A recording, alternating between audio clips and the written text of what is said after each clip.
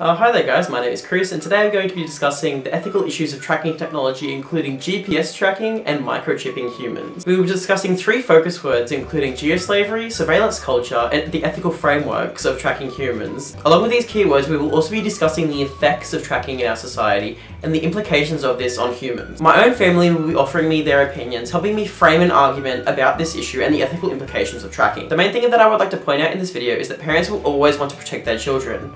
However, when does this protection become stalking? And where is the line in between, if there is any?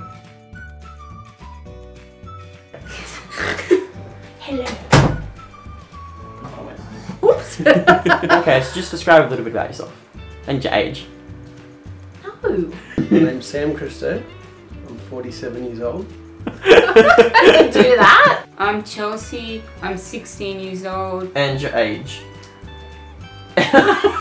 Okay, so this is going to be a little episode on tracking and a discussion on tracking. Are you ready? I'm ready. Let's go. First question is, Yes. would you track Exhibit A? Him, Max. You track him. Oh yes, Max I would, yes. Yeah, I probably would. Yes. Why would you track him? So I don't lose him. If you track them, then we'd be able to know exactly where they are. Is there a difference between tracking animals and humans? Well, not really, no. So would you ever track a human then?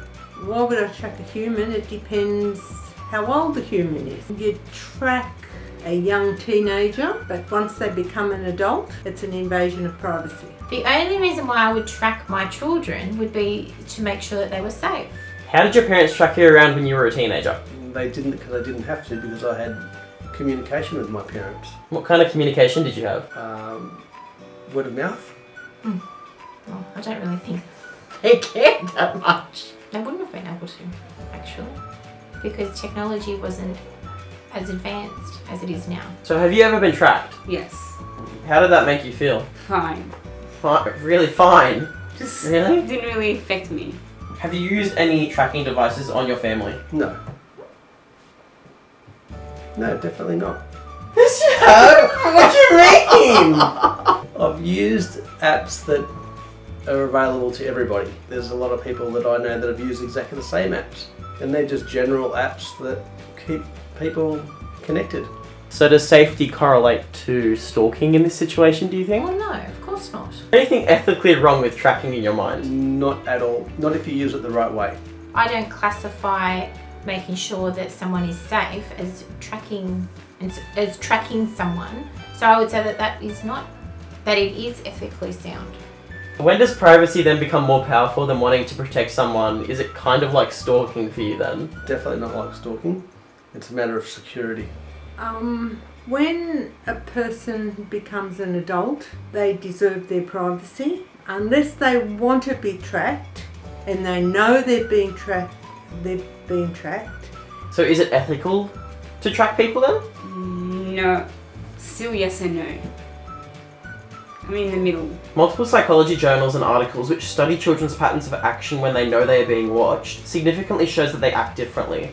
Is this concerning knowing that if parents do track their kids, they may have a lack of independence later in life? Maybe because they always think that someone's like watching them at all times, and they don't have any like leeway to do things like without someone watching over them. Probably. Well, no, it's more acceptable as far as probably early teens go, and less acceptable later on in life, when you know that they become a little bit more streetwise and can look after themselves a little bit better. But how can these teenagers become streetwise without learning things on the street and by being tracked? Because they don't know they're being tracked, so they're still going to learn anyway. All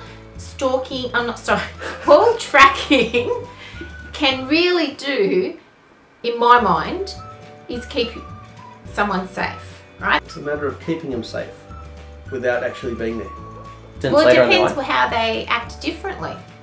I suppose if they act safer, well then, no. I don't think that would mean that they're less independent. A term that's been coined and associated with tracking ethics is geoslavery. Can you guess what this term means? What sort of slavery? Geoslavery. What's that? Well, that you're a slave to your where you are geographically, I suppose. So everybody knows where you are at all times. Geoslavery can be described as a global human rights issue discussing the inherent ethical issues that are indicative of GPS tracking in humans. In this concept, there is the potential for a master to routinely control time, location, speed, and direction for each and every movement of the slave, or indeed of many slaves simultaneously. In this circumstance, can a parent become the master and the child become the slave? Yes. Is that ethical? Maybe. No, What is the difference between this and commercial tracking? because commercial tracking, you're only using it when you really have to, where that's more of an invasion of privacy. Have you heard of the ethical frameworks of tracking or the idea of surveillance culture within our society? The idea of surveillance culture is to keep society, community, or even country safe. Our internet searches, our location in the street, and recent purchases on shopping sites are all being accessed. Is that ethical? Yes, I think it's okay, because it's only if you're doing something illegal that you'd have to worry. We are all contributing to this surveillance culture, and we want to know what each other is doing and become paranoid due to it. Is this true? To be completely honest, I don't really think about it. If I'm not doing anything wrong, then I don't have a problem with someone knowing where I am.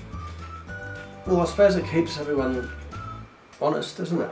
Okay, so that was it. That was their opinions and our discussion of it. The most interesting thing about this piece of research was hearing my sister's opinion on the ethics of tracking and hearing how she didn't actually care if she was tracked or not, and my immediate repulsion of it as soon as I found out I was being tracked. My sister knew that she was being tracked before and I didn't, which is probably why there is this disconnect of trust between me and my sister, and my mum and my dad, of course. My grandmother was another interesting one here.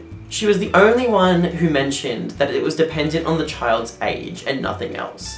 It was an extremely interesting point which came from someone who isn't a digital native. With so little information to educate ourselves on in this area of study, there needs to be more education for younger people as well as adults.